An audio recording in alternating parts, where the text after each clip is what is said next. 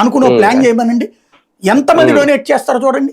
ఒక్కొక్క ఆవుకి ₹1,00,000 50,000 పెట్టండి, డొనేట్ చేస్తారు. మంచి ఆవులు తెండి, ఈ ఆవుల్ని ఇవ్వండి, ఎంతమందికి ఉపాధి ఇవ్వండి, రైతులకు బాగుపడతారు, డైరీలు తర్వాత సిబ్బంది బాగుపడతారు, గోపాలకులు బాగుపడతారు, ప్లస్ స్వచ్ఛమైన నెయ్యి వస్తుంది, భక్తులకి మంచిది అవుతుంది.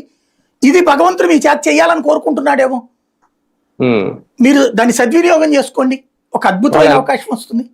వాళ్ళు అనుకుంటే అయిపోద్ది, అనుకోవాలి, చెయ్యాలి అంతే. అంటే నేను అనేది భగవంతుడు మనకి ఎప్పుడో అవకాశం ఇస్తాడు, అది మీరు గ్రహించండి. దాంతో ఇక అయిపోయింది. రాజకీయం దోవన రాజకీయం, కేసు దోవన కేసు. భగవంతుడు అందులో తప్పుతో పట్టకుండా కంట్రోల్ చేశాడు కోర్టు ద్వారా. ఇప్పుడు మనం చేయాల్సిన పని, భగవంతుడు మనకిచ్చిన బాధ్యత అది చెయ్యండి. ధర్మం మిమ్మల్ని కాపాడుతుంది. వాడుకుంటేనే తేడా. ఈ విషయంలో రాజకీయ కోణంలో జగన్మోహన్ రెడ్డి మీద అప్పట్లో ఒక అతిపెద్ద నింద అయితే వేసేశారు. జగన్ క్రిస్టియన్ కాబట్టి ఎలా అని. తర్వాత ఆయన పాపం తిరుమల వెళ్తానంటే కూడా వెళ్ళలేదు, ఆయన వెనక్కి తగ్గారు. ఓకే, కారణాలు ఏదైతేనో కేవలం దీనివల్లే. ఆ టైంలో ఒక మంచి డైవర్షన్ పాలిటిక్స్ కి అయితే ఈ అంశం చాలా బాగా ఉపయోగపడింది, ఉపయోగించుకున్నారు కూడా.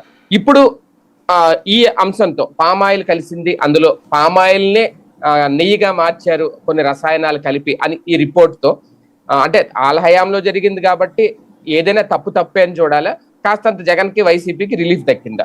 అంటే వాళ్ళు దీన్ని హైలైట్ చేయకుండా జాగ్రత్త పడ్డారు కదా, వీళ్ళకి రిలీఫ్ ఇంకోటి దీన్ని బేస్ చేసుకుని రాసుకోవడం కూడా వాళ్ళకి తెలియలేదు కదా. ఇప్పుడు బురద వేసేసాక నేను చెప్పాను కదా, బురద అయితే ఉంటది.